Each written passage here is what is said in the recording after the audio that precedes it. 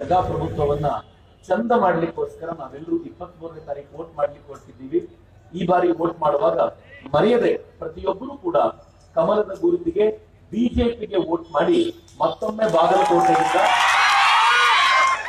ಈ ಹಿಂದೆ ನೀವು ಈ ಬಾಗಲಕೋಟೆಯಿಂದ ಒಂದು ಕಮಲವನ್ನ ನರೇಂದ್ರ ಮೋದಿ ಅವರ ಕೈಯಲ್ಲಿ ಇಟ್ಟಿದ್ರಿ. ಈ ಬಾರಿ ಮತ್ತೊಮ್ಮೆ ನರೇಂದ್ರ ಮೋದಿ ಅವರ ಕೈಯಲ್ಲಿ ಕಮಲ ಕೊಡುವಾಗ ಬಾಗಲಕೋಟೆ ಎಡವಬಾರದು ಅಂತ ಕೇಳಿಕೊಳ್ಳಿಕ್ಕೋಸ್ಕರ ನಿಮ್ಮ ಎದುರಿಗೆ ನಾನು ಬಂದಿದ್ದೀನಿ. ಮುಖ್ಯ ನರೇಂದ್ರ ಮೋದಿ ಅವರು ಪ್ರಧಾನಿ ಆಗಬೇಕು ಎನ್ನುವುದು ನಮ್ಮೆಲ್ಲರ ಕನಸು.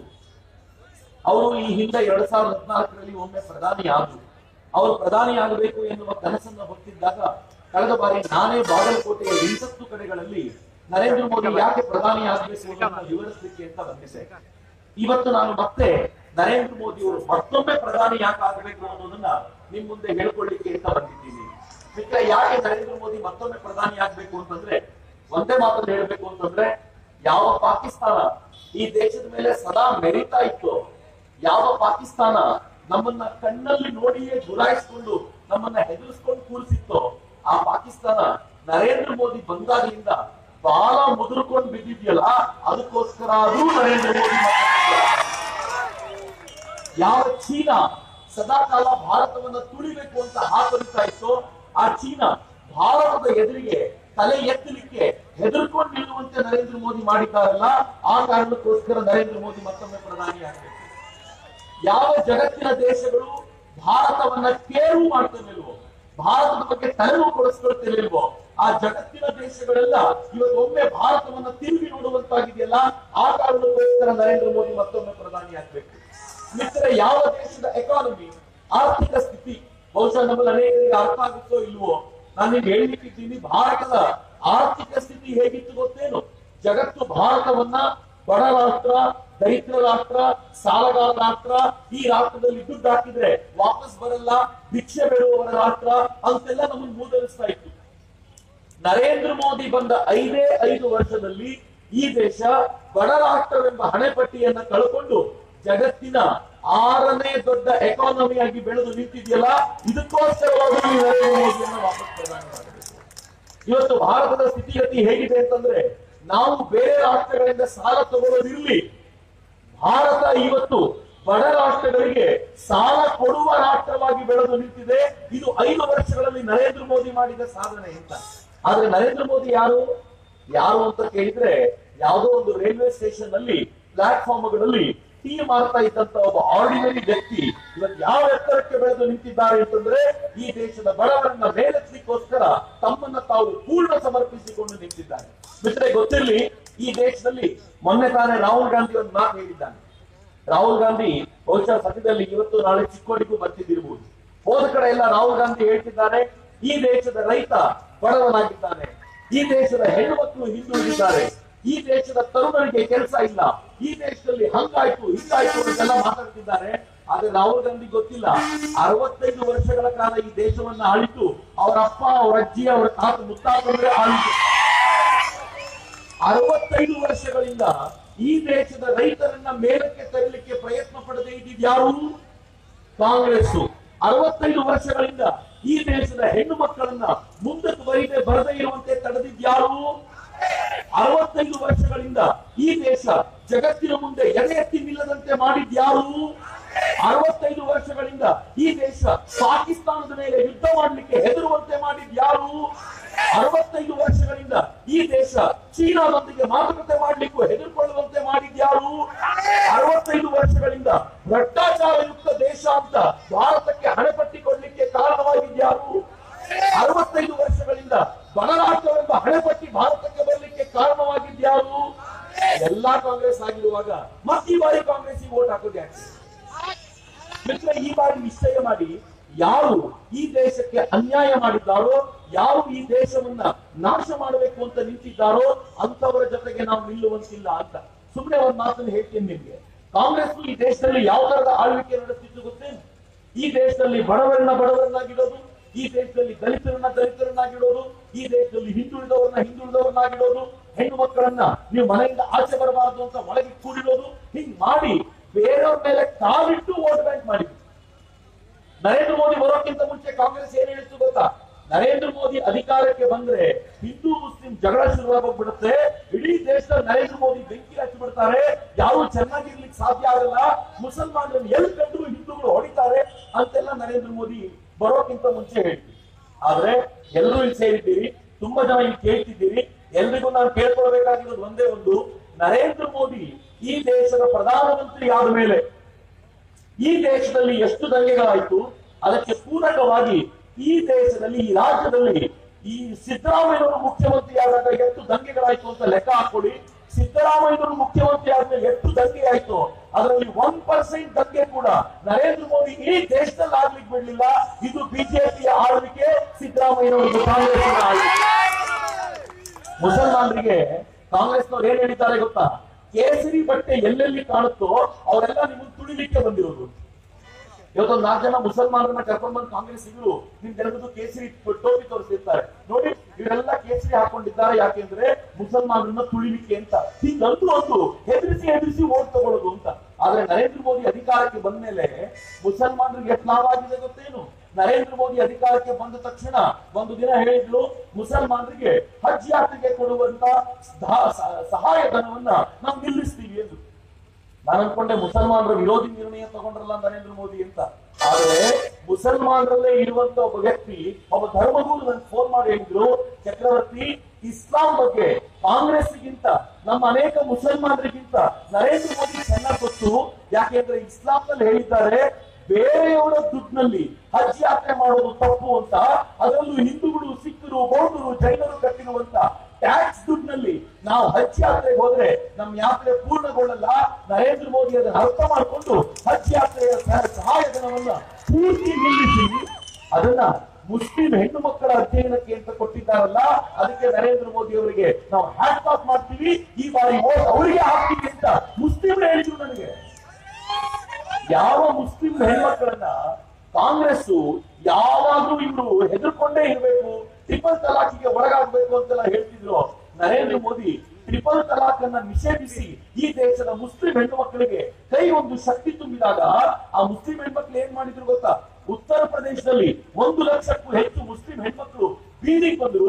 ಬೀದಿಗೆ ಬಂದು ಏನ್ ಹೇಳಿದ್ರು ಗೊತ್ತಾ? ನರೇಂದ್ರ ಮೋದಿಗೊಂದು ಧನ್ಯವಾದ ಅಂತ ಹೇಳಿ ಒಂದಷ್ಟು ಜನ ಹೆಣ್ಮಕ್ಳು ನರೇಂದ್ರ ಮೋದಿ ಅವರ ಕೈಗೆ ರಾಖಿ ಕಟ್ಟಿ ನಮ್ಮ ಜೀವವನ್ನ ಉಳಿಸಿದ ನೀನು ನಮ್ಮ ಅಣ್ಣ ಅಂತ ಹೇಳಿ ನರೇಂದ್ರ ಮೋದಿ ಅವರಿಗೆ ಮುಸ್ಲಿಂ ಹೇಳಿದ್ರಲ್ಲ, ಇದು ನರೇಂದ್ರ ಮೋದಿ ಮಾಡಿದ ಮಾಹಿತಿ. ಮಿತ್ರ, ನರೇಂದ್ರ ಮೋದಿ ಎಲ್ಲಿವರೆಗೂ ಈ ದೇಶದಲ್ಲಿ ಮುಸಲ್ಮಾನರನ್ನ ಮೇಲೆ ಕೆತ್ತುವಂತ ಪ್ರಯತ್ನ ಮಾಡಿದ್ರು. ಅನೇಕರು ಹಿಂದೂಗಳನ್ನ ಅಂತಾರೆ, ಮುಸಲ್ಮಾನರ ವಿರುದ್ಧ ಎತ್ತಿ ಕಟ್ಟುವ ಪ್ರಯತ್ನ ಮಾಡ್ತಾರಲ್ಲ. ನಿಮ್ಗೆ ಗೊತ್ತಿಲ್ಲ ಒಂದ್ ಸಂಗತಿ, ಈ ದೇಶಕ್ಕೆ ಸೌದಿಯ ಪ್ರಿನ್ಸ್ ಬಂದಾಗ, ಸೌದಿಯ ರಾಜ ಬಂದಾಗ ನರೇಂದ್ರ ಮೋದಿ ಅವರನ್ನು ತಪ್ಪಿಕೊಂಡಿದ್ರು. ಕಾಂಗ್ರೆಸ್ಸಿಗರು ಕೂಗಾಡಿದ್ದು, ನರೇಂದ್ರ ಮೋದಿ ತಪ್ಪಿಕೊಂಡ್ರು ಅಂತ. ಆದ್ರೆ ಮಾರನೇ ದಿನ ಸೌದಿಯ ರಾಜ ಏನ್ ಹೇಳಿದ ಗೊತ್ತಾ? ನರೇಂದ್ರ ಮೋದಿ ನನ್ನನ್ನು ಅಪ್ಪಿಕೊಂಡಾಗ ನನ್ನ ಹತ್ರ ಒಂದು ಮಾತು ಹೇಳಿದ್ರು, ನಿನ್ನ ದೇಶದಲ್ಲಿ 850 ಜನರನ್ನ ನೀನ್ ಜೈಲಲ್ಲಿ ಹಾಕಿದ್ದೀಯ, ನನ್ನ ದೇಶದ ಜನರನ್ನ, ಅವರಷ್ಟು ಜನರನ್ನ ನಿಮ್ಮ ಬಾಂಧವ್ಯದ ಕಾರಣಕ್ಕೋಸ್ಕರ ಬಿಡುಗಡೆ ಮಾಡಬೇಕು ಅಂತ ಕೇಳ್ಕೊಂಡ್ರು. ಇವತ್ತು ಬೆಳಿಗ್ಗೆ ಅಷ್ಟು ಜನರನ್ನ ರಿಲೀಸ್ ಮಾಡಿಸ್ಬೇಕು ಅಂತ ನಿರ್ಣಯ ಕೊಟ್ಟಿದ್ದೀನಿ ಅಂತ ಸೌದಿಯ ರಾಜ ಹೇಳ್ತಾನಲ್ಲ. ನರೇಂದ್ರ ಮೋದಿ ಒಮ್ಮೆ ತಪ್ಪಿಕೊಂಡ್ರೆ ಈ ತರದೊಂದು ಪರಿಣಾಮ ಬರುತ್ತೆ. ಇದು ನರೇಂದ್ರ ಮೋದಿ ಅವರ ಕೆಪಾಸಿಟಿ ಅಂತ. ಮಿತ್ರೆ, ನರೇಂದ್ರ ಮೋದಿ ಅವರು ಬಂದ ನಂತರ ಈ ದೇಶದಲ್ಲಿ ಹಿಂದೂ ಮುಸ್ಲಿಂ ಬಾಂಧವ್ಯ ಹಿಂದೆಂದಿಗಿಂತಲೂ ಚೆನ್ನಾಗಾಯ್ತು. ಅದಕ್ಕೆ ಕಾಂಗ್ರೆಸ್ಸಿಗರಿಗೆ ಭಯ, ಈ ಬಾರಿ ಮುಸಲ್ಮಾನರಲ್ಲೂ ಅರ್ಧದಷ್ಟು ಜನ ಬಿಜೆಪಿಗೆ ವೋಟ್ ಮಾಡ್ತಾರೆ ಅಂತ ಅವರಿಗೆ ದೇಶದಾದ್ಯಂತ ಗೊತ್ತಾಗಿರುವಾಗ ಅವ್ರು ಹೆಂಗಾದ್ರೂ ಮಾಡಿ ಹಿಂದೂ ಮುಸ್ಲಿಂ ಜಗಳ ಹಚ್ಚಬೇಕು ಅಂತ ನಿಶ್ಚಯ ಮಾಡಿದ್ದಾರೆ. ಬರೀ ಹಿಂದೂ ಮುಸ್ಲಿಂ ಮಾತ್ರ ಅಲ್ಲ, ಈ ದೇಶದಲ್ಲಿ ನರೇಂದ್ರ ಮೋದಿ ಪ್ರಧಾನಿ ಆದ ನಂತರ ಹಿಂದೂಗಳಿಗೆ ಸಿಕ್ಕಿರುವ ಗೌರವ ಎಂತದ್ದು ಗೊತ್ತೇನು? ಮಿತ್ರ, ಇವತ್ತು ಜಗತ್ತಿನ ಯಾವ್ದಾದ್ರು ರಾಷ್ಟ್ರಕ್ಕೆ ಹೋಗಿ ನೀವು ಹಿಂದೂ ಅಂತ ಹೇಳ್ಕೊಳ್ಬೇಕಾದ್ರೆ ನಾಚಿಕೆ ಪಡುವಂತಿಲ್ಲ. ಒಂದ್ ಕಾಲ ಇತ್ತು, ನೀವು ಜಗತ್ತಿನಲ್ಲಿ ನೀವು ಹಿಂದೂ ಅಂತ ಹೇಳ್ಕೊಳ್ಳೋದಿರ್ಲಿ, ಕಾಂಗ್ರೆಸ್ನವರು ತಮ್ಮನ್ನು ತಾವು ಹಿಂದೂ ಅಂತ ಕರ್ಕೊಳ್ತಿರ್ಲಿಲ್ಲ. ಆದ್ರೆ ಇವತ್ತು ಹಂಗಿಲ್ಲ. ಇವತ್ತು ಹೆಂಗಿದೆ ಹಿಂದುತ್ವದ ಗೌರವ ಅಂತಂದ್ರೆ, ಕಾಂಗ್ರೆಸ್ಸಿನ ರಾಷ್ಟ್ರೀಯ ಅಧ್ಯಕ್ಷ ರಾಹುಲ್ ಗಾಂಧಿನೂ ಕೂಡ ಹೇಳ್ಕೊಳ್ತಾನೆ, ನಾನು ಹಿಂದೂ. ಒಂದಿನ ಅಂತೂ ಶರ್ಟ್ ತೆಗೆದು ತೋರಿಸ್ತಾ, ನೋಡಿ ನನಗೂ ಜನವಾರ ಇದೆ ಅಂತ ಅಂದ್ಬಿಟ್ಟ.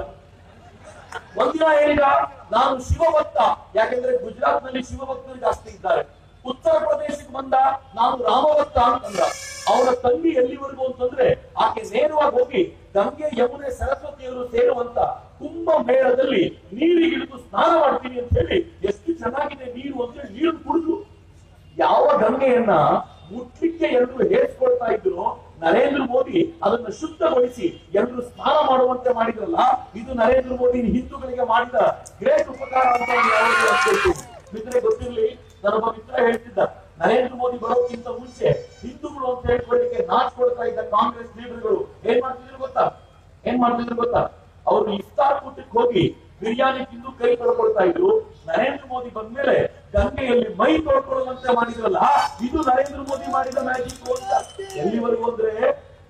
ಎಲ್ಲಿವರೆಗೂ ಅಂದ್ರೆ ಕಾಂಗ್ರೆಸ್ಸಿನ ಲೀಡರ್ ಮಲ್ಲಿಕಾರ್ಜುನ್ ಖರ್ಗೆ ಕಲಬುರಗಿಯಲ್ಲಿ ಫೈಟ್ ಮಾಡ್ತಿದ್ದಾರೆ.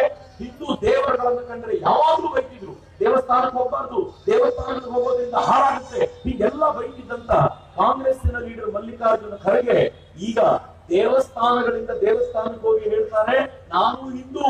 ಅವ್ರ ಮಗ ಬಂದು ಈ ರಾಮನವಮಿಯ ದಿನ ರಾಮ ಮಂದಿರದ ಚಿತ್ರದ ಎದುರುಗಡೆ ನಿಂತ್ಕೊಂಡು ತಾನು ಕೂಡ ಓಟ್ ಕೇಳುವಂತ ಮಟ್ಟಿಗೆ ಬಂದಿದ್ದಾರೆ ಅಂತಂದ್ರೆ ಮಿತ್ರರೇ, ಹಿಂದೂಗಳಿಗೆ ಇದಕ್ಕಿಂತ ಅಚ್ಚರಿನ ಮತ್ತೊಂದು ಇರ್ಲಿಕ್ಕಿಲ್ಲ. ಹೀಗಾಗಿ ನಾನು ಕಳಕಳಿಯಿಂದ ಕೇಳ್ಕೊಳ್ತೀನಿ, ನಿಮ್ದು ಜಾತಿ ಯಾವುದೇ ಇರಲಿ, ನೀವು ಲಿಂಗಾಯತರಿರ್ಲಿ, ನೀವು ಗೌಡರಿರ್ಲಿ, ನೀವು ಯಾವ ಜಾತಿ ಅಂತ ಆದ್ರೂ ಕರ್ಕೊಳ್ಳಿ, ಬ್ರಾಹ್ಮಣರಾಗ್ಲಿ ದಲಿತರಾಗ್ಲಿ, ಆದ್ರೆ ಗೊತ್ತಿರ್ಲಿ, ಭಾರತದ ವಿಚಾರಕ್ಕೆ ಬಂದಾಗ ನಾವೆಲ್ಲ ಒಂದು ರಾಷ್ಟ್ರಕ್ಕೋಸ್ಕರ ಜೊತೆ ನಿಂತು ವೋಟ್ ಮಾಡೋದು ಅಂತ ಹೆಮ್ಮೆಯಿಂದ ವೋಟ್ ಮಾಡೋಣ. ಈ ದೇಶಕ್ಕೆ ನರೇಂದ್ರ ಮೋದಿ ಬಂದ ಮ್ಯಾಜಿಕ್ ಆಗಿತ್ತು. ನರೇಂದ್ರ ಮೋದಿ ಬರೋಕ್ಕಿಂತ ಮುಂಚೆ ನಿಮ್ ಜಾತಿ ಯಾವುದು ಅಂತ ನಾವೆಲ್ಲರೂ ಕೇಳ್ತಾ ಇದ್ವಿ. ನಾನೇನಾದ್ರೂ ಇವತ್ತು ಇಲ್ಲಿ ಕಾಲಿಟ್ಟಿರುವಂತ ಕುಮಾರಸ್ವಾಮಿಯವರ ಜಾತಿ ಯಾವುದು ಅಂದ್ರೆ ನೀವೆಲ್ಲರೂ ಒಕ್ಕಲಿಗರು ಅಂತೀವಿ. ನಾನೇನಾದ್ರೂ ಸಿದ್ದರಾಮಯ್ಯವರ ಜಾತಿ ಯಾವುದು ಅಂತ ಕೇಳಿದ್ರೆ ನೀವೆಲ್ಲರೂ ಕುರುಬರು ಅಂತೀವಿ. ನಾನೇನಾದ್ರೂ ಯಡಿಯೂರಪ್ಪನ ಜಾತಿ ಯಾವುದು ಅಂತ ಕೇಳಿದ್ರೆ ನೀವೆಲ್ಲರೂ ಲಿಂಗಾಯತು ಅಂತೀವಿ. ಆದ್ರೆ ನರೇಂದ್ರ ಮೋದಿ ಅವರ ಜಾತಿ ಯಾವುದು ಅಂತ ಕೇಳಿದ್ರೆ ಗೊತ್ತಿಲ್ಲ ಸರ್, ಅವರು ಭಾರತೀಯರು ಅಂತ ಹೇಳ್ತೀವಲ್ಲ, ಇದು ನರೇಂದ್ರ ಮೋದಿ ಅವರು ಮಾಡಿರುವಂತ ಮ್ಯಾಜಿಕ್. ಮಿತ್ರ, ನರೇಂದ್ರ ಮೋದಿ ಹೇಗೆ ಎಲ್ಲವನ್ನು ಒಟ್ಟು ಮಾಡಿದ್ದಾರೆ ಅಂತಂದ್ರೆ ಈ ದೇಶವನ್ನ ಜಗತ್ತಿನ ಎತ್ತರಕ್ಕೆ ನಿಲ್ಲಿಸುವಂತ ಪ್ರಯತ್ನ ಮಾಡಿದ್ದಾರೆ. ನಾನು ಹುಡುಗುಂದದವರ ಜೊತೆಗೆ ಹಂಚಿಕೊಳ್ಳಲೇಬೇಕಾದಂತ ಕೆಲವು ಸಂಗತಿಗಳಿವೆ. ನರೇಂದ್ರ ಮೋದಿ ಬರೋಕ್ಕಿಂತ ಮುಂಚೆ ಈ ದೇಶದಲ್ಲಿದ್ದಂತ ಕಾಂಗ್ರೆಸ್ಸಿಗರು ಬಡವರನ್ನ ನೋಡ್ತಿದ್ದ ರೀತಿ ಹೇಗೆ ಗೊತ್ತೇನು? ಬಡವರು ಬಡವರಾಗೇ ಇರಬೇಕು, ಅವ್ರ ಮೇಲೆ ಬರಬಾರದು. ಅವರಿಗೆ ₹1 ಕೆಜಿ ಅಕ್ಕಿ ಕೊಟ್ರೆ ಅದನ್ನೇ ತಿಳ್ಕೊಂಡು ಜೀವ ಹೋಗ್ಬೇಕು. ಅವರಿಗೆ ಬೇರೆ ₹50 ಕೆಜಿ ಅಕ್ಕಿ ತಿಂತ ಇರ್ಲಿ, ಇವರನ್ನ ಬಡವರು ಅಂತ ಕರೆದು ₹1 1 ಕೆಜಿ ಅಕ್ಕಿ ತಿನ್ಕೊಂಡು ನೀ ಹೀಗೆ ಬರ್ತೀರಿ ಅಂತ ಹೇಳಿದ್ರು. ಸಾಲ ಮನ್ನಾ ಮಾಡ್ತೀವಿ ಅಂತ ಮೂಗಿಗೆ ತುಪ್ಪ ಸವರೋದು, ಅದ್ರ ಹಿಂದೆ ಅಟ್ಟಿಸ್ಕೊಂಡು ಹೋಗುವಂತೆ ಮಾಡ್ಕೊಳ್ಳೋದು, ಹೀಗೆ ಮಾಡಿದ್ರು. ರಾಜೀವ್ ಗಾಂಧಿ ಅಂತೂ ಎಲ್ಲಿವರೆಗೂ ಇದ್ರು ಗೊತ್ತೇ? ರಾಜೀವ್ ಗಾಂಧಿ ಎಲೆಕ್ಷನ್ ಫೈಟ್ ಮಾಡುವಾಗ ಹೆಂಗ್ ಮಾಡ್ತಿದ್ರು ಗೊತ್ತಾ? ಯಾವುದೋ ಒಂದು ಗುಡಿಸ್ಲಿಗೆ ಹೋಗ್ತಿದ್ರು, ಆ ಗುಡಿಸ್ಲಿಂದ ಆಚೆ ಬರೋ ಫೋಟೋನ ಈ ದೇಶದ ಪತ್ರಕರ್ತರು ತೆಗೆದು ತಮ್ಮ ಪೇಪರ್ ಅಲ್ಲಿ ದೊಡ್ಡದಾಗಿ ಪ್ರಕಟಿಸ್ತಿದ್ರು. ನಮ್ಗೆ ಎಷ್ಟು ಖುಷಿ ಅಂತಂದ್ರೆ, ವಾ, ರಾಜೀವ್ ಗಾಂಧಿ ಗುಡಿಸ್ಲಿಂದ ಆಚೆ ಬಂದ್ಬಿಟ್ರಲ್ಲ, ಏನ್ ಗ್ರೇಟ್ ಇತ್ತ, ಇಂದಿರಾ ಗಾಂಧಿಯ ಮಗ ಹಿಂಗ್ ಮಾಡಿದ್ನಲ್ಲ ಅಂತ. ಆದ್ರೆ 5 ವರ್ಷ ಕಳೆದ ಮೇಲೆ ರಾಜೀವ್ ಗಾಂಧಿ ಅದೇ ಗುಡಿಸಲಿಂದ ವಾಪಸ್ ಬರ್ತಾ ಇದ್ರು, ಮತ್ತದೇ ಫೋಟೋ, ನಾವು ಮತ್ತದೇ ಓಟ್. ರಾಜೀವ್ ಗಾಂಧಿ ಅವರ ಹೆಂಡತಿ ಸೋನಿಯಾ ಗಾಂಧಿ ಅದೇ ಗುಡಿಸಲಿಂದ ಬಂದು ಪೇಪರ್ ಅವ್ರು ಬರೆದ್ರು, ಗಂಡ ಹೋದ ಗುಡಿಸಲಿಗೆ ಹೆಂಡತಿನೂ ಹೋಗಿ ಅದೇ ಗುಡಿಸಲಿಂದ ಪ್ರಚಾರ ಶುರು ಮಾಡಿದ್ರು. ಗುಡಿಸಲು ಬದಲಾಗಿಲ್ಲ, ಅದು ಹಂಗೆ ಉಳಿತು, ಇವ್ರು ಪ್ರಚಾರಕ್ಕೆ ವಸ್ತು ಆಯ್ತು ಅಷ್ಟೇ. ಮಗ ರಾಹುಲ್ ಬಂದ, ಅವನು ಅದೇ ಗುಡಿಸಲಿಗೆ ಹೋದ, ಅದೇ ಗುಡಿಸಲಿಗೆ ಬಂದ, ಆ ಗುಡಿಸಲಿನ ಮಕ್ಕಳನ್ನ ದೊಡ್ಡಾದ್ರು, ಅವ್ರು ಹಂಗೆ ಉಳ್ಕೊಂಡ್ರು, ಅವರ ಬದುಕಲ್ಲಿ ಬದಲಾವಣೆ ಬರಲಿಲ್ಲ. ಮೊನ್ನೆ ಪ್ರಿಯಾಂಕಾ, ನಾನು ಕೂಡ ನಮ್ಮ ಅಪ್ಪ ಮಾಡದಂತೆ ಅದೇ ಗುಡಿಸಲಿಗೆ ಹೋಗ್ಬೇಕು ಅಂತ ಹುಡುಕಾಡ್ತಿದ್ದಾಳೆ, ಅಲ್ಲಿ ಗುಡಿಸ್ಲಿಲ್ಲ. ಗುಡಿಸ್ಲು ಹೇಳಿದ್ರು, ಇಲ್ಲಮ್ಮ, ನರೇಂದ್ರ ಮೋದಿ ಈ ದೇಶದ ಪ್ರಧಾನಮಂತ್ರಿ ಆದ್ಮೇಲೆ ನೀವೆಲ್ಲ ಗುಡಿಸಲಲ್ಲಿ ಇರಬಾರ್ದು, ನಿಮ್ಗೆಲ್ಲ ಪಕ್ಕ ಹೌಸ್ ಮಾಡ್ಕೊಡ್ಬೇಕು ಅಂತ ನಮ್ಗೆಲ್ರಿಗೂ ಮನೆ ಕಟ್ಕೊಟ್ಟಿದ್ದಾರೆ ಅಂತ. ನರೇಂದ್ರ ಮೋದಿ ಈ ದೇಶದ ಪ್ರಧಾನಿ ಆದ್ಮೇಲೆ 1.5 ಕೋಟಿ ಮನೆಗಳನ್ನ ನಿರ್ಮಾಣ ಮಾಡಲಾಯಿತು. ನಿನ್ನೆ ಬಾಗಲಕೋಟೆಯಲ್ಲಿ ಮಾತನಾಡ್ತಾ ನರೇಂದ್ರ ಮೋದಿ ಹೇಳಿದ್ರಲ್ಲ, ನಾನು ಮತ್ತೊಮ್ಮೆ ಪ್ರಧಾನಿ ಆದ ನಂತರ 2022ರ ವೇಳೆಗೆ ಈ ದೇಶದಲ್ಲಿ ಗುಡಿಸಲುಗಳೇ ಇಲ್ಲದಂತೆ ಮಾಡ್ತೇನೆ, ಇದು ನಾನು ನಿಮ್ಗೆ ಕೊಡ್ತಾ ಇರುವಂತಹ ವಾಗ್ದಾನ ಅಂತ ನರೇಂದ್ರ ಮೋದಿ ಮಾತು ಕೊಟ್ಟಲ್ಲ. ಇದು ನರೇಂದ್ರ ಮೋದಿ ಮಾಡಿದ ಕೆಲಸ. ಮಿತ್ರ, ನರೇಂದ್ರ ಮೋದಿ ಬರೋಕ್ಕಿಂತ ಮುಂಚೆ ಈ ದೇಶದ 18,000 ಹಳ್ಳಿಗಳಿಗೆ ಕರೆಂಟ್ ಇರಲಿಲ್ಲ. 18,000. ನೀವು ಹುಡುಗನವರು ಕರೆಂಟ್ ನಲ್ಲಿ ಇದ್ದೀರಲ್ಲ, ಲೈಟ್ ಸಂಜೆ ಆದ್ರೆ ಆನ್ ಮಾಡ್ಕೊಳ್ತೀರಲ್ಲ, ಈ ದೇಶದ 18,000 ಹಳ್ಳಿಗಳಿಗೆ ಸಂಜೆ 6 ಗಂಟೆ ಆದ ನಂತರ ಚಿಮಣಿ ದೀಪ ಬಿಟ್ಟರೆ ಬೇರೇನೂ ಇರಲಿಲ್ಲ. 65 ವರ್ಷಗಳ ಕಾಲ ಆಳಿದ ಕಾಂಗ್ರೆಸ್ ಈ 18,000 ಹಳ್ಳಿಗಳನ್ನ ಕತ್ತಲ್ಲೇ ಉಳಿಸಿತ್ತು. ನರೇಂದ್ರ ಮೋದಿ ಬಂದರು, ಆ 18,000 ಹಳ್ಳಿಗಳಿಗೆ 1,000 ದಿನದಲ್ಲಿ ಕರೆಂಟ್ ಕೊಡ್ತೀನಿ ಅಂತ ಚಾಲೆಂಜ್ ಮಾಡಿದ್ದ ಪರಿಣಾಮವಾಗಿ ನರೇಂದ್ರ ಮೋದಿ ಈ ದೇಶದ ಕೆಇಬಿ ಲೈನ್ ಮನೆಗಳನ್ನ ಕೇಳ್ಕೊಂಡ್ರು. ಅವ್ರು ನರೇಂದ್ರ ಮೋದಿ ಮಾತನ್ನ ಒಪ್ಪಿಕೊಂಡು 950 ದಿನಗಳಲ್ಲಿ 18,000 ಹಳ್ಳಿಗಳಿಗೆ ಕರೆಂಟ್ ಕೊಟ್ಟು ಈ ದೇಶದಲ್ಲಿ ಒಂದು ಮ್ಯಾಜಿಕ್ ನರೇಂದ್ರ ಮೋದಿ ಮಾಡಿದ್ರಲ್ಲ, ಇದು ನರೇಂದ್ರ ಮೋದಿ ಮಾಡಿದ ಕೆಲಸ. ಮಿತ್ರ ಬರೀ 18,000 ಹಳ್ಳಿಗಳಿಗೆಲ್ಲ 2.5 ಕೋಟಿ ಮನೆಗಳಿಗೆ ಕರೆಂಟ್ ಇರಲಿಲ್ಲ. ನರೇಂದ್ರ ಮೋದಿ ಬಂದ್ಮೇಲೆ ಅವರುಗಳಿಗೆಲ್ಲ ಕರೆಂಟ್ ಸಿಕ್ತು. ನಿಮಗೂ ಗೊತ್ತಿರಬೇಕು, ಹಳ್ಳಿಗಳಲ್ಲಿ ನಿಮ್ಗೆಲ್ಲರಿಗೂ ಕರೆಂಟ್ ಇತ್ತಿರಬಹುದು, ಆದ್ರೆ ನಮ್ಮ ಮನೆಗಳಿಗೆ LED ಬಲ್ಬ್ ಬಂದಿದ್ದೆ ನರೇಂದ್ರ ಮೋದಿ ಬಂದಿದೆ. ನರೇಂದ್ರ ಮೋದಿ ಬರೋಕ್ಕಿಂತ ಮುಂಚೆ LED ಬಲ್ಬ್ ಶ್ರೀಮಂತರು ಮಾತ್ರ ಹಾಕೊಳ್ತಿದ್ರು. 300 ರಿಂದ 500 ರೂಪಾಯಿ ಇತ್ತು ಒಂದೊಂದು ಬಲ್ಬ್. ನರೇಂದ್ರ ಮೋದಿ ಮಾತುಕತೆ ಮಾಡಿದ್ರು, ಆ ಬಲ್ಬ್ ನ 30 ರಿಂದ 50 ರೂಪಾಯಿ ಇಳಿಸಿ ನಮ್ಮ ಮನೆಯಲ್ಲಿ ನಾವೆಲ್ಲರೂ LED ಬಲ್ಬ್ ಹಾಕೊಳ್ಳುವಂತೆ ಮಾಡಿದ್ರು. ಅದರ ಪರಿಣಾಮ ಏನು ಗೊತ್ತೇನು? ಇಡೀ ದೇಶದ ಕರೆಂಟ್ ಬಿಲ್, ಸರಿಯಾಗಿ ಕೇಳಿಸ್ಕೊಳ್ಳಿ, LED ಬಲ್ಬ್ ಅನ್ನ ಯೂಸ್ ಮಾಡ್ಲಿಕ್ಕೆ ಶುರು ಮಾಡಿದ್ಮೇಲೆ ಇಡೀ ದೇಶದ ಕರೆಂಟ್ ಬಿಲ್ ವರ್ಷಕ್ಕೆ 16,500 ಕೋಟಿ ರೂಪಾಯಿ ಕಡಿಮೆ ಆಗಿದೆ. ಇದು ನರೇಂದ್ರ ಮೋದಿ ನಮ್ಮ ಜೇಬಿಗೆ ದುಡ್ಡನ್ನ ಉಳಿಸಿಕೊಟ್ಟ ರೀತಿ. ಮಿತ್ರ, ನರೇಂದ್ರ ಮೋದಿ ಬರೋಕ್ಕಿಂತ ಮುಂಚೆ ಈ ದೇಶದ ಕೋಟ್ಯಂತರ ಹೆಣ್ಣು ಮಕ್ಕಳು ತಮ್ಮ ಮನೆಯಲ್ಲಿ ಕಟ್ಟಿ ಒಲೆಯಲ್ಲಿ ಅಡಿಗೆ ಮಾಡ್ತಾರೆ. ನರೇಂದ್ರ ಮೋದಿ ಒಂದಿನ ಭಾಷಣ ಮಾಡ್ತಾ ಹೇಳಿದ್ರು, ಆ ಹೆಣ್ಮಕ್ಳು ಕಟ್ಟಿ ಒಲೆಯಲ್ಲಿ ಅಡಿಗೆ ಮಾಡ್ತಾರೆ, ಅದರ ಹೊಗೆಯನ್ನು ನುಂಗಿ ಅವರ ಶ್ವಾಸಕೋಶ ತುಂಬಿ ಹೋಗುತ್ತೆ. ಹೇಗಾದ್ರೂ ಮಾಡಿ ಅವರ ಬದುಕನ್ನು ಉಳಿಸಿಕೊಳ್ಬೇಕು.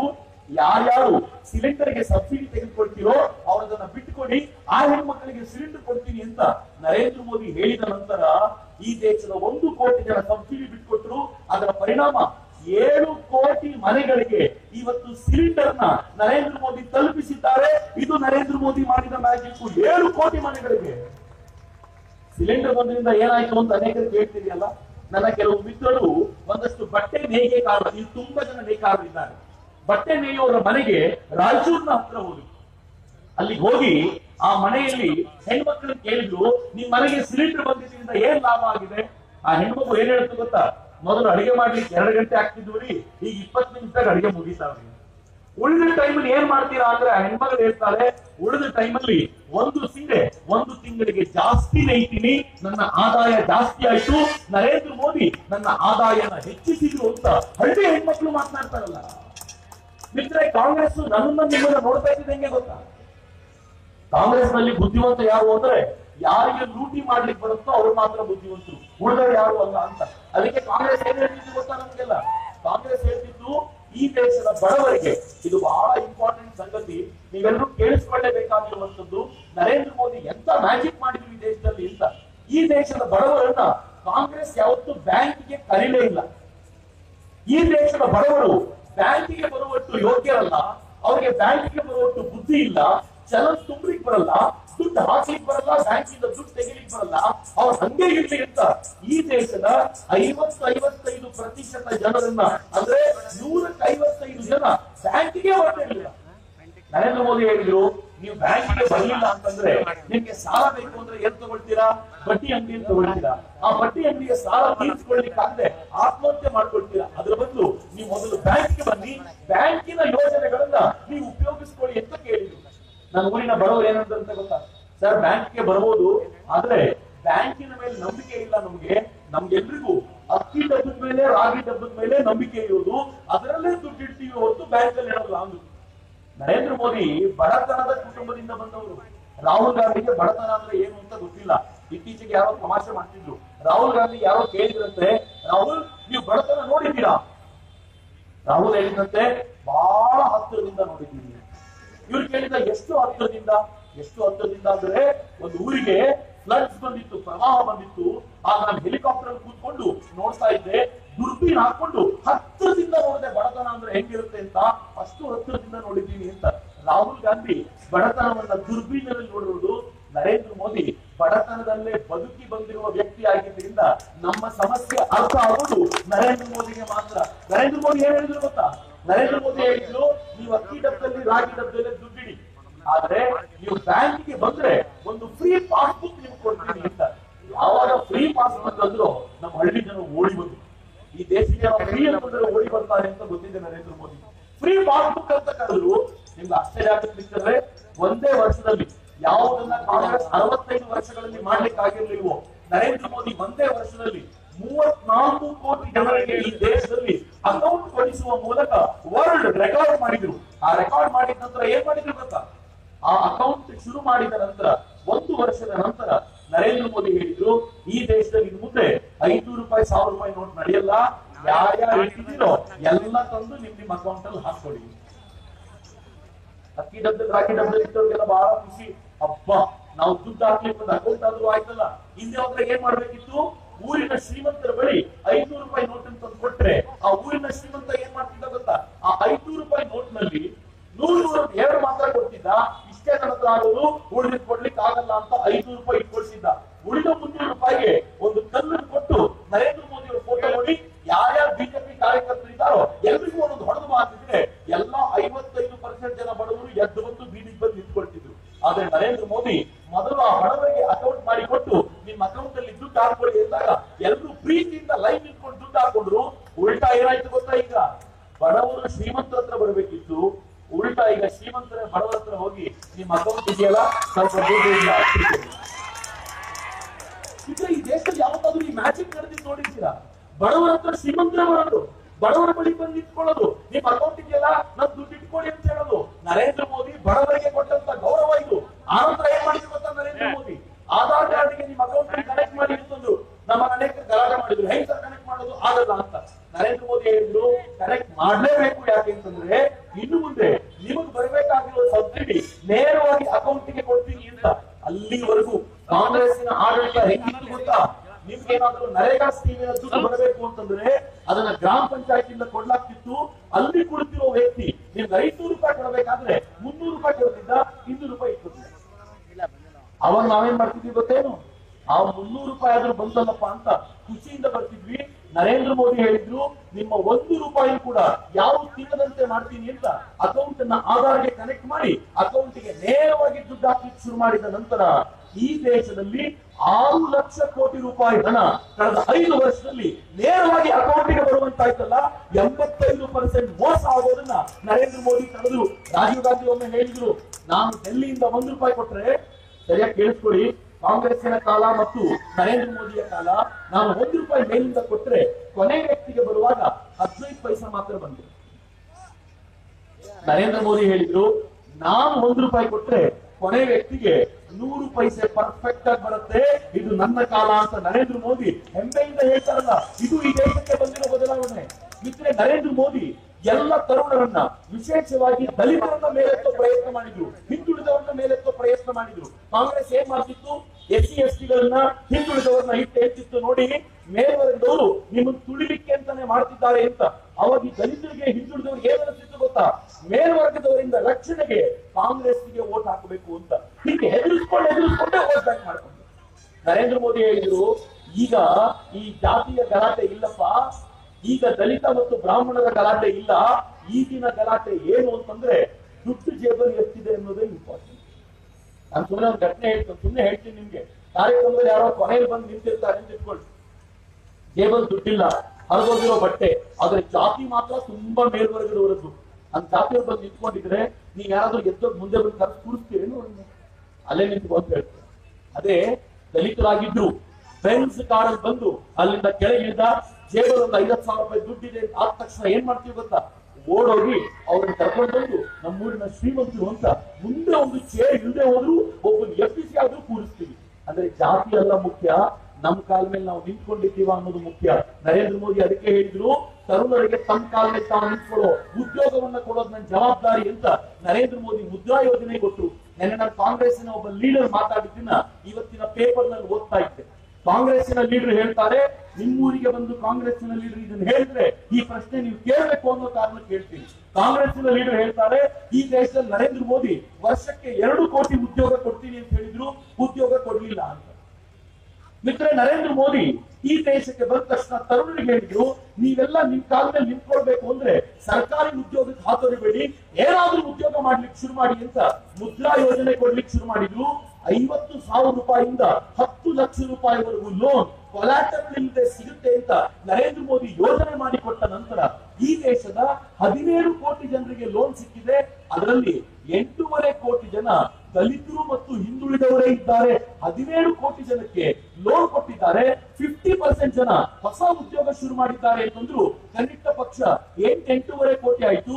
ನರೇಂದ್ರ ಮೋದಿ 5 ವರ್ಷದಲ್ಲಿ 10 ಕೋಟಿ ಉದ್ಯೋಗ ಕೊಡ್ತೀನಿ ಎಂದಿದ್ರು. ಅದರಲ್ಲಿ 8.5 ಕೋಟಿ ಜನರಿಗೆ ಸಾಲ ಕೊಟ್ಟೆ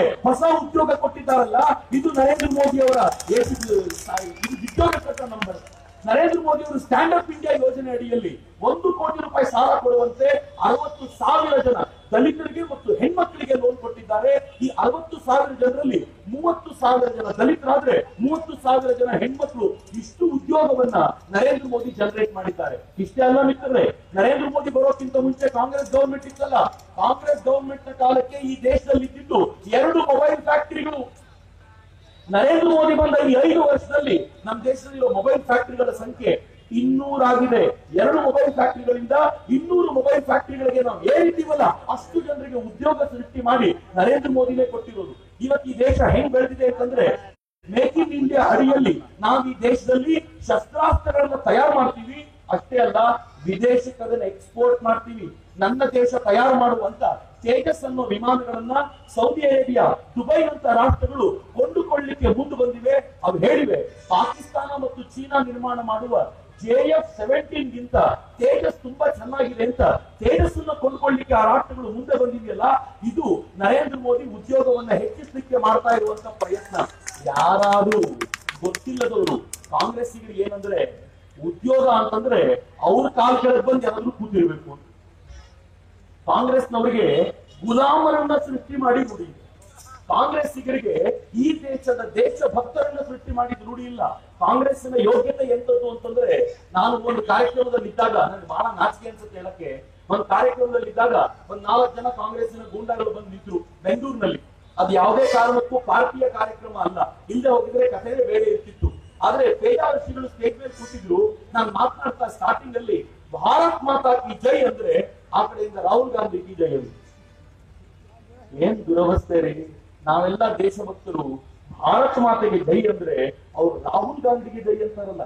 ನಾವೆಲ್ಲ ದೇಶಭಕ್ತರು ಭಾರತ ಮಾತೆಗೋಸ್ಕರ ಪ್ರಾಣ ಕೊಡ್ತೀವಿ ಅಂದ್ರೆ ಅವ್ರು ರಾಹುಲ್ ಗಾಂಧಿಗೋಸ್ಕರ ಪ್ರಾಣ ಕೊಡ್ತೀವಿ ಅಂತಾರಲ್ಲ. ನಾವೆಲ್ಲ ದೇಶಭಕ್ತರು ಭಾರತ ಮಾತೆಯ ಕಾಲು ತೊಳಿತೀವಿ ಅಂದ್ರೆ ಅವ್ರು ರಾಹುಲ್ ಗಾಂಧಿಯ ಕಾಲು ತೊಳಿತಾರೆ ಅಂತಾರಲ್ಲ. ಇದೇ ಒಂದು ನ್ಯಾಷನಲಿಸ್ಟ್ ಜನರಿಗೂ ಮತ್ತು ಕಾಂಗ್ರೆಸ್ಸಿನ ಗುಲಾಮರಿಗೂ ಇರುವಂತ ವ್ಯತ್ಯಾಸ.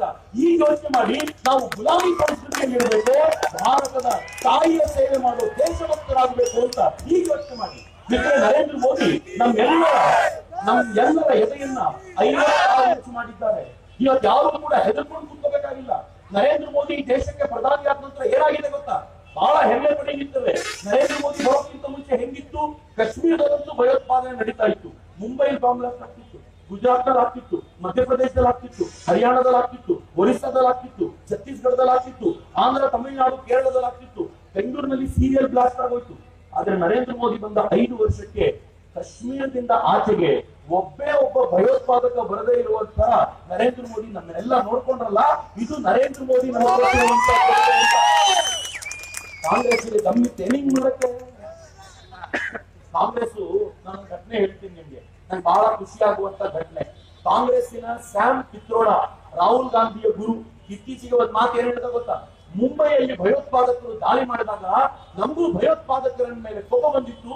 ಯಾಕೆಂದ್ರೆ 180 ಭಾರತೀಯರ ಹತ್ಯೆ ಆಗಿತ್ತು ಆಗ. ಆಮೇಲೆ ಕಾಂಗ್ರೆಸ್ ಅನ್ಕೊಳ್ತಂತೆ ಪಾಕಿಸ್ತಾನದಲ್ಲಿ ದಾಳಿ ಮಾಡಬೇಕು ಅಂತ. ಆಮೇಲೆ ಅವ್ರಿಗೆ ಅನ್ನಿಸ್ತಂತೆ 8 ಜನ ಭಯೋತ್ಪಾದಕರಿಗೋಸ್ಕರ ನಾವು ಇಡೀ ಪಾಕಿಸ್ತಾನವನ್ನು ಧ್ವಂಸ ಮಾಡಿದ್ರೆ ಅನ್ಯಾಯ ಆಗುತ್ತೆ, ಬೇಡ ಅಂತ ಬಿಟ್ಬಿಟ್ರು. 180 ಜನ ಭಾರತೀಯರನ್ನ ಬಲಿ ತೆಗೆದುಕೊಂಡ ಘಟನೆಯಲ್ಲಿ ಪಾಕಿಸ್ತಾನದ ಕೈವಾಡ ಇದೆ ಅಂತ ಗೊತ್ತಾದಾಗ್ಲೂ ಪಾಕಿಸ್ತಾನಕ್ಕೆ ಪಾಠ ಕಲಿಸುವ ತಾಕತ್ತು, ದಮ್ಮು ತೋರಿಸುವಂತ ಶಕ್ತಿ ಈ ಕಾಂಗ್ರೆಸ್ಸಿಗೆ ಇರಲಿಲ್ಲ. ಆದ್ರೆ ನರೇಂದ್ರ ಮೋದಿ ಹೆಂಗಿದ್ರು ಗೊತ್ತಾ? ಉರಿಯಲ್ಲಿ ಪಾಕಿಸ್ತಾನಿ ಭಯೋತ್ಪಾದಕರು ಒಳಗೆ ಬಂದು ನನ್ನ ದೇಶದ 10 ಸೈನಿಕರನ್ನ ಬಲಿ ಪಡೆದಾಗ ಈ ದೇಶದ ಪ್ರಧಾನಮಂತ್ರಿ ಹೇಳಿದ್ರು ಸೈನಿಕರಿಗೆ, ಪಾಕಿಸ್ತಾನಕ್ಕೆ ಸರಿಯಾದ ಪಾಠ ಕಲಿಸೋದು ನಿಮ್ಮ ಹೊಣೆ, ಉಳಿದಿದ್ದು ನಾನು ನೋಡ್ಕೊಳ್ತೀನಿ, ಏನ್ ಮಾಡ್ತೀರಾ ಮಾಡಿ ಅಂದ್ರೆ ಸರ್ಜಿಕಲ್ ಸ್ಟ್ರೈಕ್ ಮಾಡಿ 40 ಜನ ಪಾಕಿ ಸೈನಿಕರನ್ನ ಉಡಾಯಿಸಿ ಬಂತಲ್ಲ ಭಾರತೀಯ ಸೇನೆ. ಇದು ಭಾರತದ ಕೆಪಾಸಿಟಿ, ಭಾರತದ ತಾಕತ್ತು. ಮಿತ್ರ, ಅಲ್ಲಿಗೆ ಮುಗಿಲಿಲ್ಲ. ಪುಲ್ವಾಮಾದಲ್ಲಿ ದಾಳಿ ಆದಾಗ, ಪುಲ್ವಾಮಾದಲ್ಲಿ ಅದಿಲ್ದಾರ್ ಭಾರತದ 37 ಸೈನಿಕರನ್ನ ಕೊಂದಾಗ ಕುಮಾರಸ್ವಾಮಿ ಪ್ರಧಾನಮಂತ್ರಿ ಆಗ್ಬಿಟ್ಟಿದ್ರೆ ಅವ್ರೇನ್ ಹೇಳ್ತಿದ್ರು ಗೊತ್ತಾ? 2 ಹೊತ್ತಿನ ತುತ್ತಿಗೋಸ್ಕರ ಬಂದಿರುವಂತ ಸೈನಿಕರು ಸಚ್ಚರೆ ಸಾಯಿ ಬಿಡು ಅಂತಿದ್ರೇನೋ. ಆ ಮನುಷ್ಯ ಹೇಳೋ ಡೈಲಾಗು ನನಗೆ ನನ್ನ ಕರ್ನಾಟಕ ರಾಜ್ಯದ ಮುಖ್ಯಮಂತ್ರಿಯವರು ಅಂತ ಹೇಳ್ಕೊಳ್ಳಿಕ್ಕೆ ಒಂಥರ ಕೆಲವೊಂದ್ಸಲ ನಾಚಿಕೆ ಅನ್ಸುತ್ತೆ. ಯಾಕಂದ್ರೆ ಈ ದೇಶದ ಸೈನಿಕರಿಗೆ ಮಾಡಿದ ಅವಮಾನ ಅವರು. ಆದ್ರೆ ನರೇಂದ್ರ ಮೋದಿ ಏನ್ ಹೇಳಿದ್ರು ಗೊತ್ತಾ? 37 ಸೈನಿಕರನ್ನ ಬಾಂಬ್ ಬ್ಲಾಸ್ಟ್ ಅಲ್ಲಿ ಕೊಂದಿದ್ದೀರಿ, ಅಟ್ಯಾಕ್ ಅಲ್ಲಿ ಕೊಂದಿದ್ದೀರಿ, ತಪ್ಪು ಮಾಡಿದ್ದೀರಿ, ಸರಿಯಾದ ಶಿಕ್ಷೆ ಅನುಭವಿಸ್ತೀರಿ ಅಂತ ಈ ದೇಶದ ಸೈನಿಕರಿಗೆ ಏನ್ ಹೇಳಿದ್ರು ಗೊತ್ತಾ? ಎಲ್ಲಿ, ಯಾವಾಗ, ಎಷ್ಟು ಪ್ರಮಾಣದ ದಾಳಿ ಮಾಡಬೇಕು ಅಂತ ನೀವು ನಿರ್ಧಾರ ಮಾಡಿ, ಜಗತ್ತಿನ ಜನರನ್ನ ನಾನು ಹ್ಯಾಂಡಲ್ ಮಾಡ್ಕೊಳ್ತೀನಿ ಅಂತ ನರೇಂದ್ರ ಮೋದಿ ಅದಾದ 3 ದಿನಕ್ಕೆ ಈ ದೇಶದ ವಾಯುಸೇನೆ ಆಕಾಶಕ್ಕೆ ಹೋಗಿ ಅಲ್ಲಿಂದ ಬಾಂಬ್ ಅನ್ನು ಹಾಕುವಂತ ಅಭ್ಯಾಸ ಮಾಡಿತು. ಜಗತ್ ಕೇಳ್ತು, ಏನ್ರಿ ಪಾಕಿಸ್ತಾನದಲ್ಲಿ ಯುದ್ಧ ಮಾಡ್ಲಿಕ್ಕೆ ತಯಾರಿನ? ನನ್ನ ದೇಶದ ಏರ್ ಫೋರ್ಸ್ ಹೇಳ್ತು, ಇಲ್ಲ ಸರ್, 3 ವರ್ಷಕ್ಕೊಮ್ಮೆ ನಮ್ದು ಎಲ್ಲಾ ಆರ್ಸನಲ್ಸ್ ಸರಿಯಾಗಿದ್ಯಾ ಅಂತ ಟೆಸ್ಟ್ ಮಾಡ್ತೀವಿ. ಸಹಜವಾಗಿ ಟೆಸ್ಟಿಂಗ್ ಮುಗಿದು ಎಲ್ರಿಗೂ ಹೇಳ್ತೀವಿ. ಆದ್ರೆ ಅದಾದ 5 ದಿನಕ್ಕೆ ಈ ದೇಶದ ವಿಮಾನಗಳು ಪಾಕಿಸ್ತಾನದ ಒಳಕ್ಕೆ ನುಗ್ಗಿ ಬಾಲಾಕೋಟ್ ನಲ್ಲಿ ಅಡಗಿದ್ದಂತ ಜೈಷ್ ಎ ಮೊಹಮ್ಮದ್ ನ ಭಯೋತ್ಪಾದಕರು 250ಕ್ಕೂ ಹೆಚ್ಚು ಭಯೋತ್ಪಾದಕರನ್ನ ಉಡಾಯಿಸಿ 17 ನಿಮಿಷಕ್ಕೆ ವಾಪಸ್ ಬಂದು ಸೇರ್ಕೊಳ್ತಲ್ಲ, ಇದು ಭಾರತದ ಕೆಪಾಸಿಟಿ. ನರೇಂದ್ರ ಮೋದಿಯ ಸಾಮರ್ಥ್ಯ ಹೆಂಗಿದೆ ಅಂತಂದ್ರೆ, ನರೇಂದ್ರ ಮೋದಿ ಮಾಡಿದ ಪ್ರಯತ್ನದಿಂದಾಗಿ ಜಗತ್ತಿನ ಒಂದೇ ಒಂದು ರಾಷ್ಟ್ರ ಭಾರತವನ್ನ ಬೈಲಿಲ್ಲ, ತಾಕತ್ತಿರ್ಲಿಲ್ಲ ಭಾರತವನ್ನ ಬೈಲಿಕ್ಕೆ. ಇದು ನರೇಂದ್ರ ಮೋದಿ ಮಾಡಿರುವಂತ ಕೆಲಸ. ಅದಾದ್ಮೇಲೆ ಪಾಕಿಸ್ತಾನ ನೆಕ್ಸ್ಟ್ ಡೇ ಅಟ್ಯಾಕ್ ಮಾಡಿದಾಗ ಈ ದೇಶದ ವಿಂಗ್ ಕಮಾಂಡರ್ ಅಭಿನಂದನ್ ಪಾಕಿಸ್ತಾನದ ವಿಮಾನವನ್ನ ಹೊಡೆದುರುಳಿಸಿ ಪಾಕಿಸ್ತಾನದಲ್ಲಿ ಬಿದ್ರಲ್ಲ, ಒಬ್ಬ ವಿಂಗ್ ಕಮಾಂಡರ್ ಅಭಿನಂದನ್ ಅರೆಸ್ಟ್ ಮಾಡಿದ್ರು. ವಿಂಗ್ ಕಮಾಂಡರ್ ಅಭಿನಂದನ್ ಸಿಕ್ ಬಿದ್ದಿದ್ದಾನೆ ಅಂತ ಗೊತ್ತಾಗಿದ್ದು 12ವರೆಗೆ. 4 ಗಂಟೆಗೆ ಸುದ್ದಿ ಕನ್ಫರ್ಮ್ ಆಯ್ತು. ನರೇಂದ್ರ ಮೋದಿ ಹೇಳಿದ್ರು, ನಾಳೆ 4 ಗಂಟೆ ಒಳಗೆ ವಿಂಗ್ ಕಮಾಂಡರ್ ಅಭಿನಂದನ್ ನೀವು ಬಿಡ್ತೀನಿ ಅಂತ ಹೇಳಲಿಲ್ಲ ಅಂದ್ರೆ 5 ಗಂಟೆಗೆ ಯುದ್ಧದ ಘೋಷಣೆ ಆಗುತ್ತೆ. ನಮ್ಮಲ್ಲ ಮುಖ್ಯಮಂತ್ರಿ ಸೈನ್ಯಕ್ಕೆ ಸೇರಿರೋದೇ ಹೊಟ್ಟೆಗೆ ಹಿಟ್ಟಿಲ್ಲ ಅಂತ ಹೇಳೋದಾದ್ರೆ, ಈ ದೇಶದ ಪ್ರಧಾನಮಂತ್ರಿ ಏನ್ ಹೇಳ್ತಾರೆ ಗೊತ್ತಾ? ಒಬ್ಬ ಸೈನಿಕರಿಗೋಸ್ಕರ ಇಡೀ ಪಾಕಿಸ್ತಾನವನ್ನು ಉಡಾಯಿಸಿ ಬಿಡಬಲ್ಲೆ ಅಂತ ಹೇಳ್ತಾರಲ್ಲ, ಅದು ಈ ದೇಶದ ಪ್ರಧಾನಮಂತ್ರಿ. ಆಮೇಲೆ ಏನಾಯ್ತು ಗೊತ್ತಾ? ಮಧ್ಯಾಹ್ನ 12 ಗಂಟೆಗೆ ಈ ದೇಶದ ಸೈನಿಕರು ಪ್ರೆಸ್ ಮೀಟ್ ಕರೆದ್ರು. 3 ಸೇನೆಯ ಪ್ರಮುಖರು 5 ಗಂಟೆಗೆ ಪ್ರೆಸ್ ಮೀಟ್ ಅಂದ್ರು. ಕರೆಕ್ಟ್ 4 ಗಂಟೆಗೆ ಪಾಕಿಸ್ತಾನದ ಪ್ರಧಾನಮಂತ್ರಿ ಇಮ್ರಾನ್ ಖಾನ್ ಈ ದೇಶಕ್ಕೆ ಜಗತ್ತಿಗೆ ಹೇಳಿದ್ರು, ನಾವು ಮತ್ತು ಇಂಡಿಯಾ ಕ್ಲೋಸ್ ಫ್ರೆಂಡ್ಸ್, ಶಾಂತಿಯ ದೃಷ್ಟಿಯಿಂದ ನಾವು ಅಭಿನಂದನ್ ವಿಂಗ್ ಕಮಾಂಡರ್ ಅಭಿನಂದನ್ ಬಿಡ್ತಾ ಇದ್ದೀವಿ ಅಂತ 24 ಅವರ್ಸ್ ಅಲ್ಲಿ ವಿಂಗ್ ಕಮಾಂಡರ್ ಅಭಿನಂದನ್ ಬಿಡುಗಡೆ ಮಾಡಿದ್ರಲ್ಲ, ಮಾಡ್ತೀವಿ ಅಂತ ಒಪ್ಪಿಕೊಂಡ್ರಲ್ಲ, ಇದು ಇವತ್ತು ಭಾರತದ ಕೆಪಾಸಿಟಿ. ಹೆಂಗಿದೆ ಭಾರತ? ನಿಮ್ಮ ಒಂದು ಓಟು ಭಾರತದ ಈ ಕೆಪಾಸಿಟಿಯನ್ನ ಮುಂದಿನ 5 ವರ್ಷಗಳಿಗೆ, ಮುಂದಿನ 50 ವರ್ಷಗಳಿಗೆ ವಿಸ್ತರಿಸಲಿದೆ. ನೀವೇನಾದ್ರೂ ಎಡವಟ್ಟು ಮಾಡಿ ಈ ಬಾರಿ ಕಾಂಗ್ರೆಸ್ಗೆ ಓಟ್ ಹಾಕಿದ್ರೆ ನೀವು ಪ್ರಧಾನಮಂತ್ರಿ ಯಾರನ್ನು ಮಾಡ್ತೀರಿ ಗೊತ್ತಾ? ನೀವು ನಿಮ್ಮ ಎಂಪಿನ ಆರಿಸಿಕೊಳ್ಳೋಲ್ಲ. ನೀವು ಕಾಂಗ್ರೆಸ್ಗೆ ಓಟ್ ಹಾಕಿದ್ರೆ ನಿಮ್ಮ ಪ್ರಧಾನಿಯ ಕ್ಯಾಂಡಿಡೇಟ್ ರಾಹುಲ್ ಗಾಂಧಿ.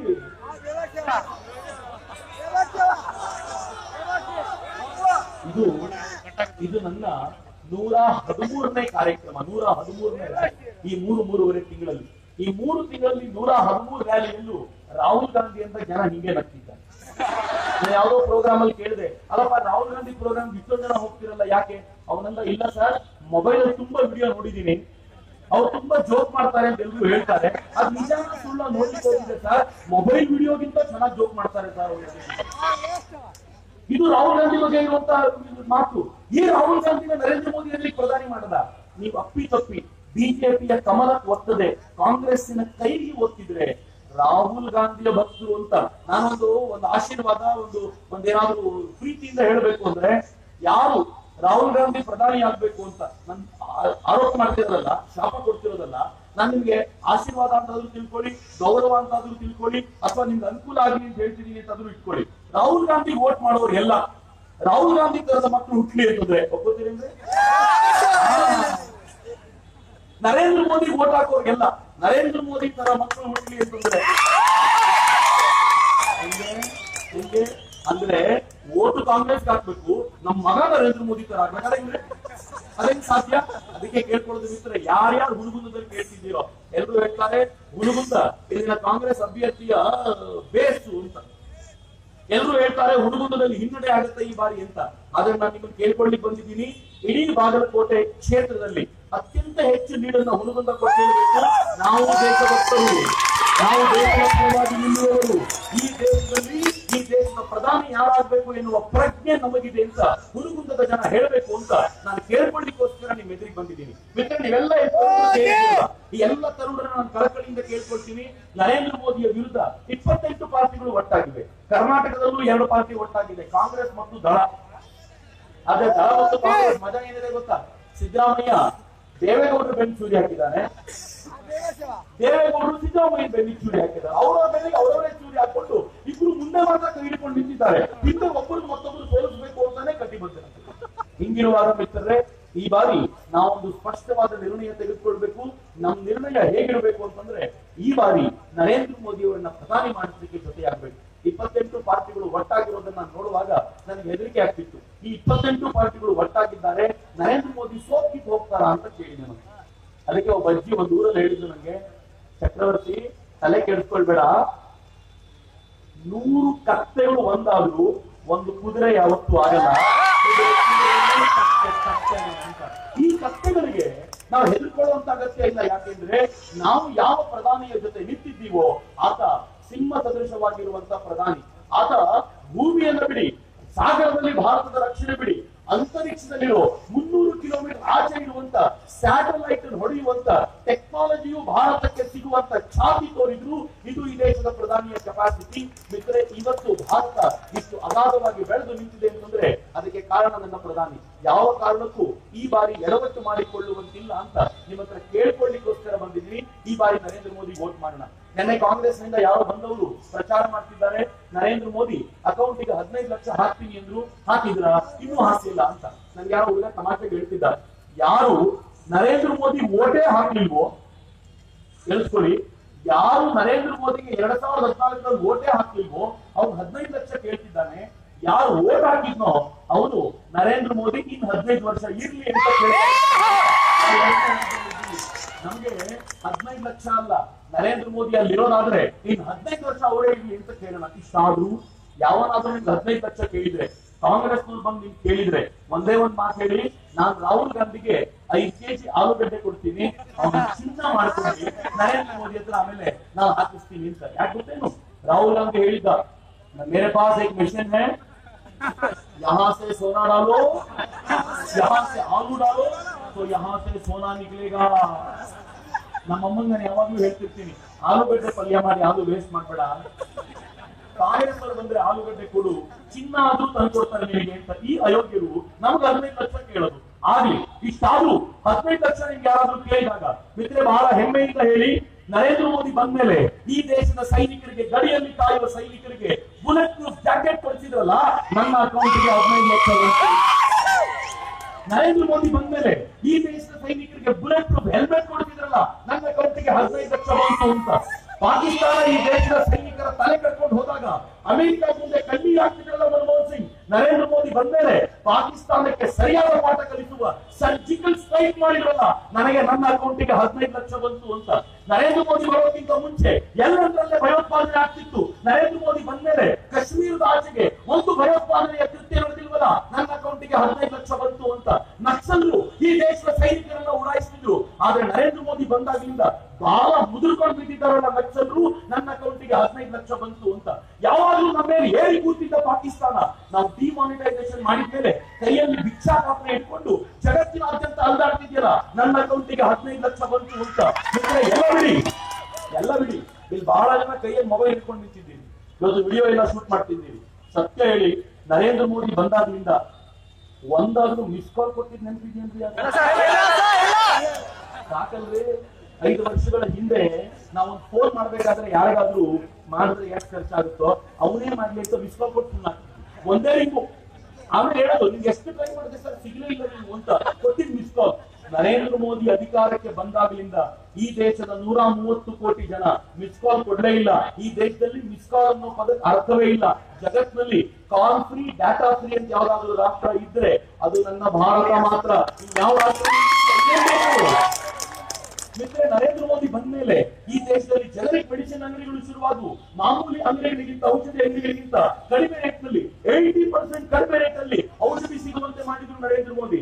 ಎಲ್ಲ ಬಿಡಿ, ನರೇಂದ್ರ ಮೋದಿ ಈ ದೇಶದಲ್ಲಿ ಪ್ರಧಾನಿ ಆದ ನಂತರ ರಾಷ್ಟ್ರಪತಿ ಹುದ್ದೆಗೆ ಯಾರು ಕೂರಿಸಬೇಕು ಅಂದಾಗ ನರೇಂದ್ರ ಮೋದಿ ಕೂರಿಸಿದ ಯಾರನ್ನ ಗೊತ್ತಾ? ಅವರು ರಾಮನಾಥ್ ಕೋವಿಂದರನ್ನ. ದಲಿತರಾಗಿದ್ರು, ಪ್ರತಿಭಾವಂತರಾಗಿದ್ದ ರಾಮನಾಥ್ ಕೋವಿಂದರನ್ನ ರಾಷ್ಟ್ರಪತಿ ಸ್ಥಾನದಲ್ಲಿ ಕೂರಿಸಿ ತಲೆಬಾಗಿ ನಮಿಸಿದ್ರಲ್ಲ, ಅವತ್ತು 15 ಲಕ್ಷ ಅಲ್ಲ, 15 ಕೋಟಿ ಅಲ್ಲ, ಶತಮಾನದ ಕಳಂಕವನ್ನು ತೊಡೆದಾಕಿದ್ರಲ್ಲ, ಇದು ನರೇಂದ್ರ ಮೋದಿ ಕೊಟ್ಟ ಕೊಡುಗೆ. ಇನ್ನೂ 15 ಲಕ್ಷ ಕೇಳ್ತಿದ್ದೇನು. ನನ್ನ ಹುಡುಗ ಹೇಳ್ತಿದ್ದ, ಸರ್ ಬಾಲಾಕೋಟ್ ಏರ್ ಸ್ಟ್ರೈಕ್ ಆದ್ಮೇಲೆ ನನ್ನ ಅಕೌಂಟಿಗೆ 15 ಲಕ್ಷಕ್ಕಿಂತ ಜಾಸ್ತಿ ಬಂದಂತ ಆಗ್ಬಿಟ್ಟಿದೆ ಸರ್, ಎಕ್ಸ್ಟ್ರಾ ಬಂದಿರೋ ದುಡ್ಡನ್ನ ಯಾರಿಗೆ ಕಳಿಸಬೇಕು ಅಂತ ಹೇಳಿದ್ದಾರೆ ಅಂತ ಈ ದೇಶದ ಜನ ಆಲೋಚನೆ ಮಾಡುವ ರೀತಿ ಅಂತದ್ದು. ಯಾಕೆಂದ್ರೆ ನಾವೆಲ್ಲರೂ ದೇಶಭಕ್ತರು, ಕಾಂಗ್ರೆಸ್ಸಿನ ತರ ದೇಶವನ್ನು ಒಡಿಬೇಕು ಅಂತಿರುವಂತ ಜನ ಅಲ್ಲ ಅಂತ ಎಚ್ಚರಿಕೆ ಇಟ್ಕೊಳ್ಳಿ ಮಿತ್ರರೇ. ಈ ಬಾರಿ ಹುಡುಗನದ ಪ್ರತಿಯೊಬ್ಬ ತರುಣರಿಗೂ ನಾನು ಕಳಕಳಿಯಿಂದ ಕೇಳ್ಕೊಳ್ತೀನಿ, ಇನ್ 2 ದಿನ ಹೆಚ್ಚಂದ್ರೆ 3ನೇ ದಿನ ನಿಮ್ಗೆ ಸಿಗ್ಬೋದು. ಈ 3 ದಿನ ಸುಮ್ಮನೆ ಕೂತ್ಕೊಳ್ಬೇಡಿ, ಹುಡುಗುಂದದ ಸುತ್ತಮುತ್ತಲಿನ ಹಳ್ಳಿಗೆ ಹೋಗಿ. ಯಾಕೆ 3 ದಿನ ಕೊಡಿ ಅಂತ ಕೇಳ್ತೀನಿ ಗೊತ್ತಾ? ಈ ಪುಣ್ಯಾತ್ಮ ನರೇಂದ್ರ ಮೋದಿ ಕಳೆದ 5 ವರ್ಷಗಳಲ್ಲಿ, ನನ್ಗೆ ಹೇಳ್ಬೇಕಾದ್ರೆ ಭಾವುಕನಾಗ್ತೀನಿ ನಾನು, ಕಳೆದ 5 ವರ್ಷಗಳಲ್ಲಿ ಒಂದು ದಿನ ತಾವು ಡೆಲ್ಲಿಯಲ್ಲಿದ್ದಾಗ ಆಫೀಸಿಗೆ ಲೇಟಾಗಿ ಬರಲಿಲ್ಲ. ಕಳೆದ 5 ವರ್ಷಗಳಲ್ಲಿ ಪ್ರತಿದಿನ 18 ರಿಂದ 20 ಗಂಟೆ ಕೆಲಸ ಮಾಡಿದ್ದಾರೆ.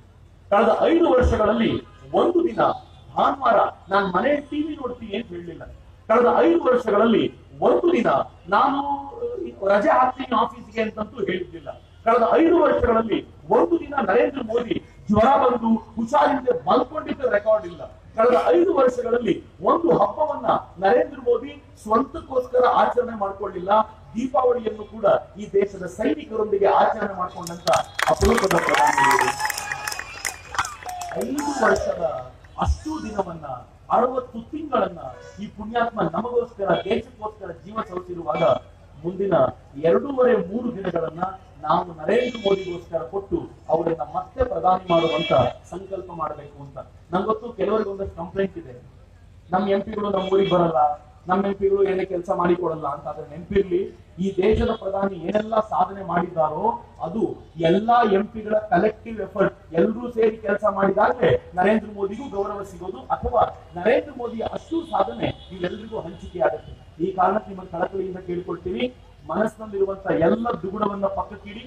ನಮ್ಮೂರಿನವರು, ನಮ್ಮ ಜನರು, ಇವ್ರು ನಮ್ಮವರೇ ಅಂತ ಅನ್ಕೊಂಡು ಮನಸ್ಸಿನಲ್ಲಿರುವಂತಹ ಭಾವನೆಯನ್ನು ಪಕ್ಕಕ್ಕಿಟ್ಟು ನಾವು ಈ ಬಾರಿ ನರೇಂದ್ರ ಮೋದಿ ಅವರ ಪರವಾಗಿ ಸ್ಪರ್ಧಿಸಿರುವಂತ ಕ್ಯಾಂಡಿಡೇಟ್ಗೆ ವೋಟ್ ಹಾಕ್ಬೇಕು. ವೋಟ್ ಹಾಕೋದಲ್ಲದೆ ನೆನ್ಪಿಟ್ಕೊಳ್ಳಿ, ನರೇಂದ್ರ ಮೋದಿ ಪ್ರಧಾನಮಂತ್ರಿ ಆಗೋದು ನಿಶ್ಚಿತ. 300ಕ್ಕೂ ಹೆಚ್ಚು ಸೀಟುಗಳು ಬರ್ಲಿಕ್ಕಿವೆ. ಹೆಂಗ್ ಗೊತ್ತಾಯ್ತು ನನಗೆ ಅಂತಂದ್ರೆ, ನರೇಂದ್ರ ಮೋದಿಯನ್ನ ಇಳಿಸಬೇಕು ಅಂತ ಪ್ರಯತ್ನ ಪಡ್ತಿದ್ದ ಪಾಕಿಸ್ತಾನ ಅದಾಗಲೇ ಕೈ ಬಿಟ್ಟಿದೆ. ಮೊನ್ನೆ ಪಾಕಿಸ್ತಾನದ ಪ್ರಧಾನಮಂತ್ರಿ ಹೇಳಿದ್ದಾನೆ, ನರೇಂದ್ರ ಮೋದಿ ಮತ್ತೆ ಪ್ರಧಾನಿ ಆದ್ರೆ ನಮ್ಮ ಶಾಂತಿಯ ಮಾತುಕತೆ ಚೆನ್ನಾಗಿ ನಡೆಯುತ್ತೆ, ಅವ್ರು ಮತ್ತೆ ಪ್ರಧಾನಿ ಆಗಬೇಕು ಅಂತ ಇಮ್ರಾನ್ ಖಾನ್ ಹೇಳಿದ್ದಾನೆ. 2ನೇ ದಿನ ಹೇಳಿದ್ದಾನೆ ಗೊತ್ತಾ? ನನ್ನ ದೇಶದಲ್ಲಿ ಇದುವರೆಗೂ ಯಾವ ದೇವಸ್ಥಾನಗಳನ್ನ ಇವರೆಲ್ಲ ಧ್ವಂಸ ಮಾಡಿದ್ರು ಅದನ್ನ ಪುನರುಜ್ಜೀವನಗೊಳಿಸ್ತೀನಿ ಅಂತ ನರೇಂದ್ರ ಮೋದಿ ಅಂದ್ರೆ ನರೇಂದ್ರ ಮೋದಿ ಪ್ರಧಾನಿ ಆಗೋದು ನಿಶ್ಚಿತ. 300ಕ್ಕೂ ಹೆಚ್ಚು ಸೀಟುಗಳು ಬರುತ್ತೆ. ಆದ್ರೆ ಅದು ನರೇಂದ್ರ ಮೋದಿ ಪ್ರಧಾನಿ ಆಗುವಾಗ ಅವರ ಕೈಯಲ್ಲಿ ಬಾಗಲಕೋಟೆಯ ಕಮಲ ಇಲ್ಲ ಅಂತಂದ್ರೆ ನಮಗೆ ಮಿತ್ರ, ನರೇಂದ್ರ ಮೋದಿ ಅವರ ಕೈಯಲ್ಲಿ ಬಾಗಲಕೋಟೆಯ ಕಮಲವೂ ಈ ಬಾರಿ ಇರಬೇಕು. ಅದಕ್ಕೆ ಹುನಗುಂದದಿಂದ ದೊಡ್ಡ ಪ್ರಮಾಣದಲ್ಲಿ ಲೀಡ್ ಬರುವಂತೆ ನಾವು ನೋಡ್ಕೊಂಡು ಇಡೀ ದೇಶಕ್ಕೆ ಹೇಳಬೇಕು, ಕ್ಯಾಂಡಿಡೇಟ್ ನಮ್ಮೂರಿನವರಾಗಿದ್ದಾಗಲೂ ನಾವು ನರೇಂದ್ರ ಮೋದಿ ಅವರನ್ನೇ ಗೆಲ್ಲಿಸಿಕೊಂಡ್ವಿ. ಯಾಕೆಂದ್ರೆ ನಾವು ದೇಶಭಕ್ತರು ಅಂತ ಇಡೀ ದೇಶಕ್ಕೆ ಹೇಳಿಕೊಳ್ಳುವಂತ ವಾತಾವರಣ ನಮ್ದಾಗಬೇಕು ಅಂತ ಅತ್ಯಂತ ಕಳಕಳಿಯಿಂದ ಕೇಳ್ಕೊಳ್ತೀವಿ. ಒಂದು ಪುಟ್ಟ ಪ್ರಯೋಗ, ನಾವು ಈ ಮಹಾಗಠಬಂಧನವರು ಕೈ ಹಿಡ್ಕೊಂಡು ನಿಂತಿರೋದು ನೋಡಿದೀವಲ್ಲ, ನೋಡಿದಾಗ ಗಾಬರಿನೂ ಆಗಿದ್ವಿ. ಈ ಬಾರಿ ಒಂದು ಪುಟ್ಟ ಪ್ರಯೋಗ ಮಾಡೋಣ. ಎರಡೂ ಕೈ ಮೇಲೆ ಎತ್ತಿ, ಎರಡೂ ಕೈನ ಶಬಾಷ್. ನೀವು ಪಕ್ಕದಲ್ಲಿರುವ ಕೈಗಳನ್ನು ಹಿಡ್ಕೊಳ್ಳಿ. ಹಿಂಗಿದೆ ಗೊತ್ತೇನು? ಮಹಾಗಠಬಂಧನದ ವಿರುದ್ಧ ಪೂರ್ಣಗುತ್ತದ ಮಹಾ ಜನತೆ ನಾವು ಒಟ್ಟಾಗಿದ್ದೀವಿ, ನರೇಂದ್ರ ಮೋದಿ ಅವರ ಪರವಾಗಿದ್ದೀವಿ ಎನ್ನುವಂತ ಈ ಸಂದೇಶವನ್ನು ಕೊಡೋಣ. ಮಿತ್ರಮಂಡಲದ ದೇಶಕ್ಕೆ ಹೋಗಿ ಹರ ಹರ ಮೋದಿ, ಹರ ಹರ ಮೋದಿ, ಹರ ಹರ ಮೋದಿ. ಎರಡು ಕೈಗಳನ್ನು ಗಾಳಿ ಬೀಸಿ ಭಾರತ್ ಮಾತಾ ಕಿ, ಭಾರತ್ ಮಾತಾ ಕಿ, ವಂದೇ ವಂದೇ.